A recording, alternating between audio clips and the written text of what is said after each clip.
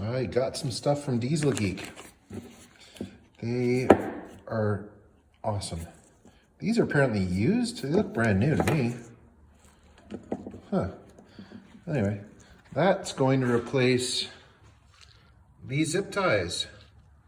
So that I thought I'd start in the engine bay here. So that's the end of the shifter, manual shifter linkage.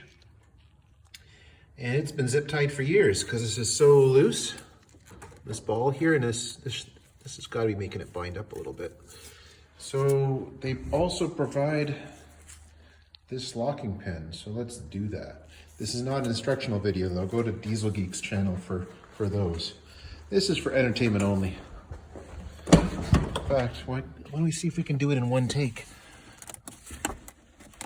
Grab that and lift it. Alrighty. Line that. Can I turn on the light? There we go. There's a light on the camera. So I'm gonna do this one-handed. I hope I don't lose this pin. Oh, it's really dirty in there. Anyway, I've got all kinds. Oh, yeah. See. Maybe the other hand. You think?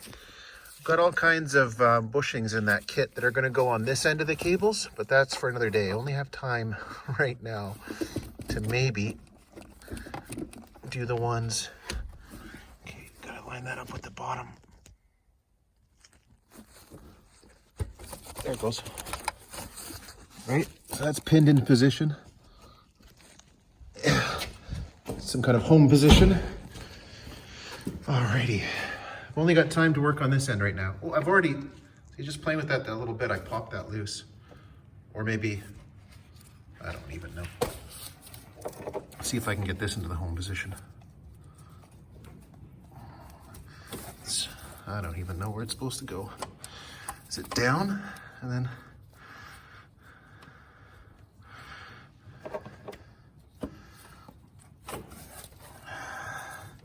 no, I would just take that right off of there because that's not doing anything. Okay, pull this back. Just take that end right off. That's the old one. All right. Now let's see if we can get this into that home position. There it is. Somewhere in the middle there.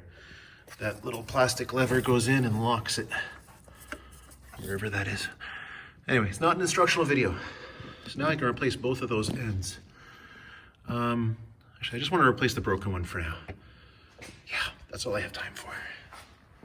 So I'll probably have to press this on to that ball with a little bit of grease. Okay, tripod time. Enough of this handheld. Who doesn't love to watch someone add grease to something? So that's the old one. Take one of these new ones. What should we use? The orange stuff.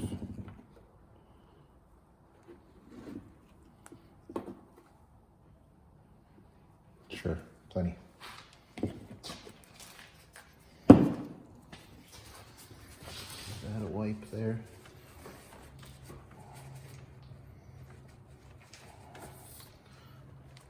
Right. So, looks like a stainless steel kind of thing there, so I'm hoping that it's not completely worn out. Oh, that popped on a little, way too easy. But, and yet, well, doesn't seem to be a lot of play. There's a bunch of play in this slider.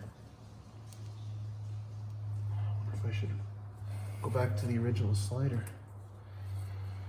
Yeah, well, okay. So, there, open that up.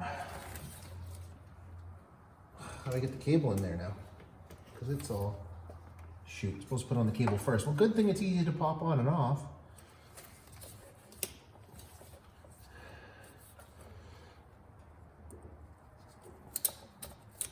Turn it, slide it onto the cable, and then slide it onto here.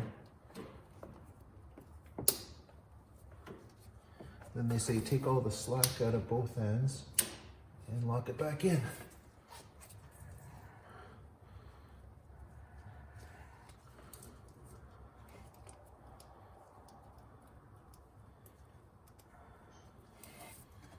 Okay.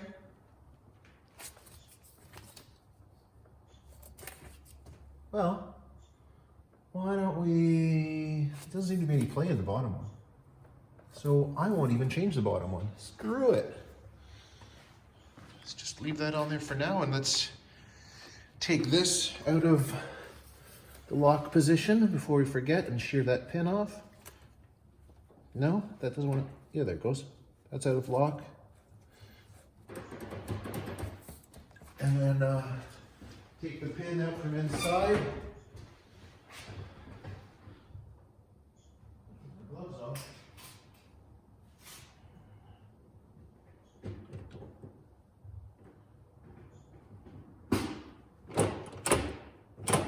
That's forward, that's back, this is left, and that's right. So left, forward is first. Straight back down to second. Third, fourth, fifth, back to the center. Reverse. That's pretty good, huh? Just have to try that. Anyway, that's all for now. It's the next day, and I got everything apart here. And then I realized that there's not much you can do with bushings from the top. You have to drop this whole box out the bottom of the car, which means removing the front of the exhaust, which I don't want to do right now, although I have to do eventually. But on further inspection, my bushings are still good. I guess I live in a colder climate, and these bushings have lasted just fine. So the only ones I can get to easily were the ones for the reverse, and I replaced those, and the top here and in here. Did those, but the rest I'll just leave on the shelf for now. I've got the locking pin in there again.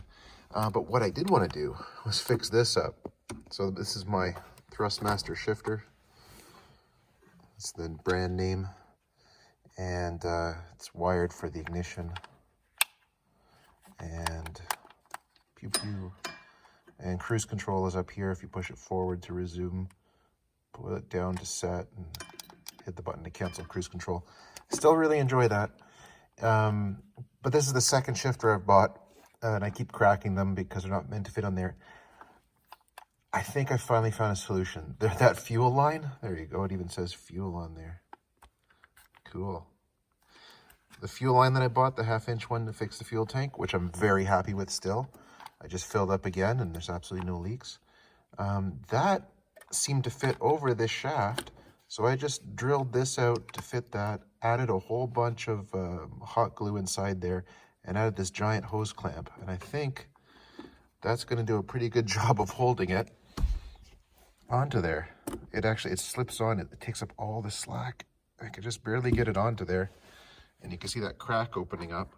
But when I tighten this, it should magically close that gap most of the way. You got the flashlight on the thing, you can see the gap. But when you're sitting in the car without a light coming directly from the camera hitting that crack, you won't even notice it, you don't feel it. So that still rotates on there a little bit, but then again, any knob will rotate a little bit if you twist it too hard. I'm going to add, so I'll add one more hose clamp directly on the bit of rubber hose that I left sticking out the bottom, and tightening it directly onto that shaft. Well, I see it doesn't want to come up. I'm trying to lift it. Yeah, now that I've tightened it, I can't even lift it.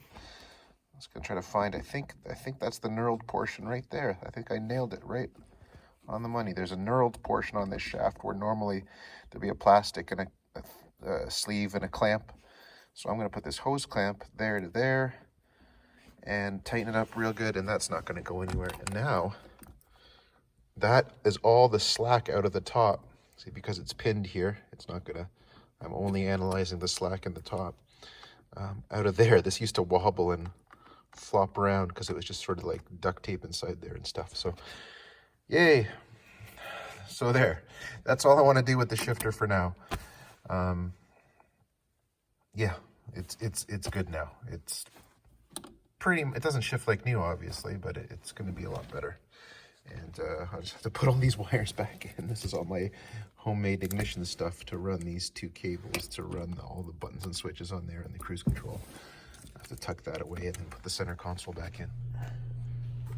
All right, I'm just opening the garage door because this is so much better. So I lubed the ball of the shifter, and I didn't replace any bushings underneath because I didn't want to go underneath the car, but I did tighten up where the stick attaches to the stick, and I think that's what I was looking for. So I've got a hose clamp there, another hose clamp on the rubber hose underneath, and hopefully after pulling all this out and putting it back in, I haven't messed up my wiring in there. Let's see, that still turns everything on, and oh, I forgot to put the key in.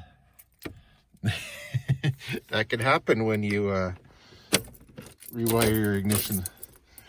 All right, let's do that again. Flick it off, back on. It still makes me giggle every time.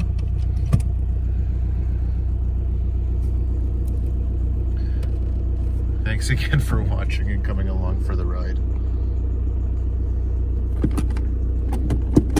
Reverse? Yep. Reverse. Oh, it's gonna be good. Gonna be good, gonna be good, gonna be good. Quick test drive, quick test drive.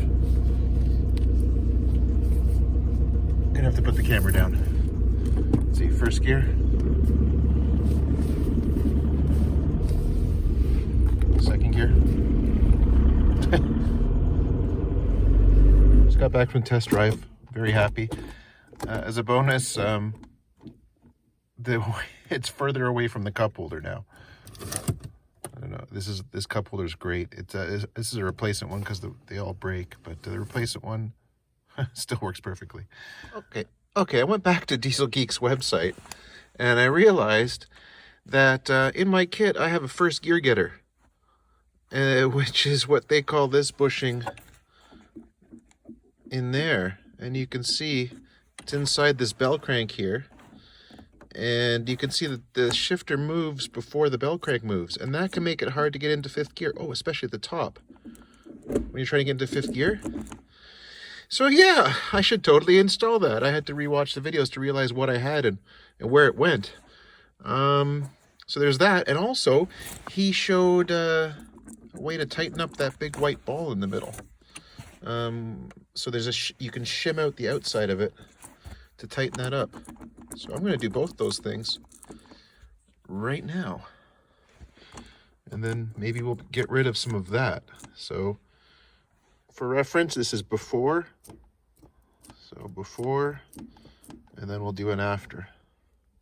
So there's that screw that comes at the side. This comes straight off.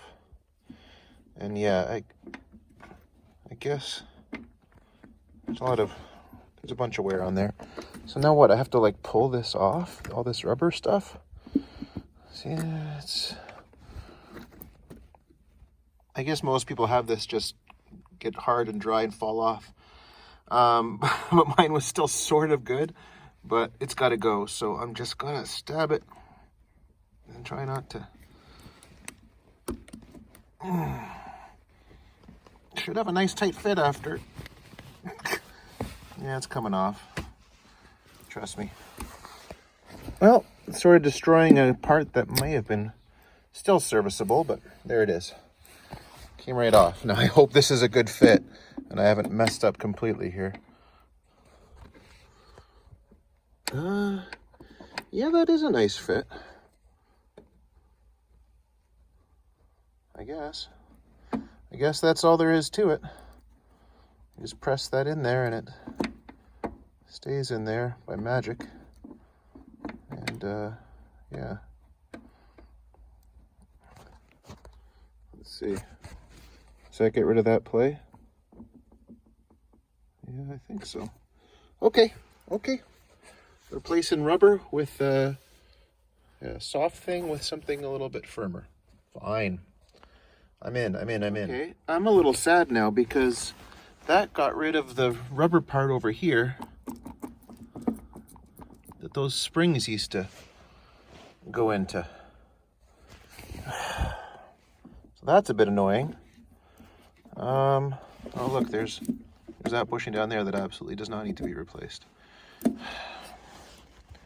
So yeah, now it's not, and I can't put this back on because I've cut all the way through it. I should have just cut off the end. I wonder if this one that I pulled off of the reverse shaft part, I wonder if that's the right diameter to go into the center of there. Why did I do this? All right, let's get this spring out of the way. Now, which way do we want to go? Probably that way. Yeah, that might just work. Okay, that's just a little bit too wide, so I'm going to trim off this this ring part at the back. So let's try this again. Put this on first.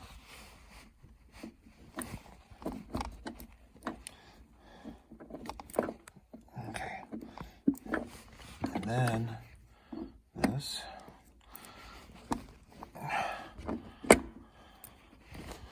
think that's better. Right, and then, oh no, and the spring, like centering spring, I guess. There, and then the spring has something to land on. Oh, it's falling off the front. Don't be like that. So many little rubber things in here. And that one looks like I've rolled it up. Let's keep that nice and nice. That's rolled up again. God, I'm gonna put down the phone. Okay, so we got the reused piece of bushing in there, making this feel right. And I could have sworn on the video, I have to rewatch it or not rewatch it because I'm just about done here. That they pushed this bushing in from this side, but it makes more sense to push it in from this side because then it'll be retained in there. It can't work its way out. Am I wrong? Is this gonna, I don't even, is that too much of a gap there? Is it pushing? Is it gonna make it, I think that's the way it should go. I should go this way. Okay, that's nice and tight. In fact, it pushed this little guy up and over this lip here so that it's kind of belled out. It's belled out on this end, but that's good. That's good. I'm happy with that side. Now, the free fix that Diesel Geek put on their website and on their videos is to shim out this ball, because this ball's got a bunch of, oh, actually maybe that's down there. No, it's not down. Yeah, maybe it is down there. That's one of the bushings I can't get to down the bottom. Anyway, but this ball, I know this ball has a bunch of, there we go. That has a bunch of play in it. When you lift that up and down, you're looking at look at the grease here. Don't look down there. Look at the grease here. See how much play there is in that ball? Apparently you can get rid of that by shimming out the outside of this and causing it to compress in a little bit. So let's do that for free. Zip, zero, nada. Here's the piece in question, and here's my thick cardboard shim, which is going to go around the outside of it. Not thick cardboard, but like cardstock, whatever. It's a cracker box fix. The idea is it's going to squeeze that in ever so slightly, take up all the slack. And if it's too thick, I can make a thinner one. If it's too thin, I can make a thicker one. That's my first try. Getting that in on the first try. This is 2 layers, so I'm going to try peeling 1 layer off and try it again. Isn't that convenient? So I think that one's actually thinner and the outside one is actually thicker, so let's try just the outside one. Yeah, it's tight. It's tight. We're going to keep working that, try to get that in there.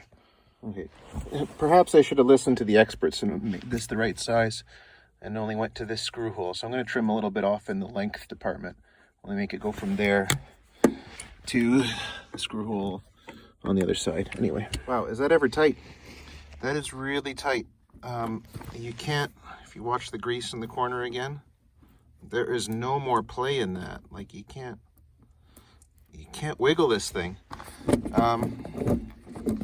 It feels weird, it's so tight. And when you go left and right, it moves the bell crank immediately. I mean, it's like, there's very little play in the center now. So my only thing is this isn't seated all the way. I'm hoping that I can put the cap on there and it'll draw it the rest of the way down. Yeah, it's gonna work. There's just a bit of a gap there. Okay, well, I'm done. Like, I'm done working on this. Like, I don't want to work on it anymore, but now I can see that any play that's forward and back is either down there in that bushing or on the other end of the cable, which is fine. There's only, it's so tight. So they call this the first gear getter because in order to get first gear, you have to go over, right? And if you're not actuating that bell crank, you won't get first gear. But that also means this bell crank also comes into play, and that connection there also comes into play in fifth gear. So you could also call it the fifth gear getter. So I'm going to readjust the linkage now that everything is so tight. I got to readjust the other end by pinning this in the home position and doing the procedure that Diesel Geek shows. So my point is that I should have rewatched that video before I put the console back together. Yeah, Diesel Geek's videos are really good. You should watch them and rewatch them. There's a lot of information in a short period of time, and it's really easy to miss something. So watch it at least 2 or 3 or 4 or 5 times, and then attempt it, and then you'll still learn something. So that's what I learned. I learned a lot along the way. But this is even way better than earlier. Like that ball. Oh, right. So what was the test we wanted to do? The amount of play, side to side.